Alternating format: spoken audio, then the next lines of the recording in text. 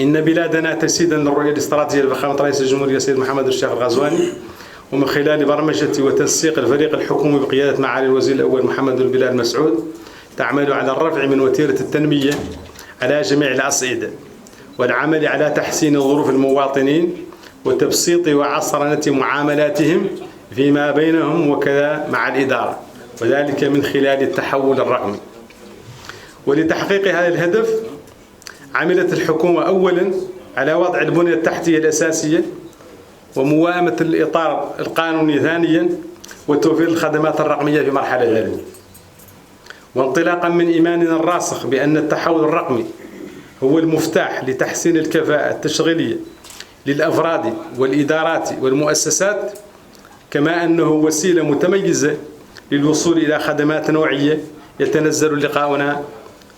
حول عرض 20 خدمة عمومية رقمية عمل قطاعنا على تصميمها وتطويرها معكم ومع شركائنا ليستجيب لحاجيات ومستلزمات فئات عريضة من المواطنين. ويتم تقديم تلك الخدمات عبر منصات سهلة الاستخدام مقدمة من خلال شبكة الإنترنت وعن طريق تطبيقات الهاتف النقال السهلة والمتوفرة والمتلائمة مع نوعية الوسائط التكنولوجية المتاحة في السوق الوطني، وذلك لتسهيل ولوج المواطنين لها بكل أريحية وبساطة. وأنتهز هذه الفرصة لأتوجه بالشكر الجزيل باسم القطاع لكل الشركاء على ما بذلوه من جهد في سبيل إنجاح هذا المشروع.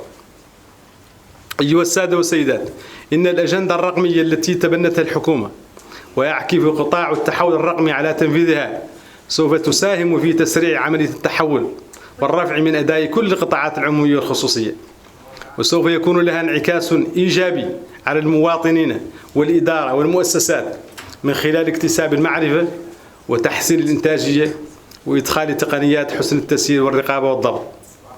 وانسجاما مع سياسات وبرامج الحكومة، فإن قطاعنا سوف يواصل العمل على ضمان تحول رقمي فعال ومستدام من خلال اندماج متناغم بين مختلف الخدمات الرقمية،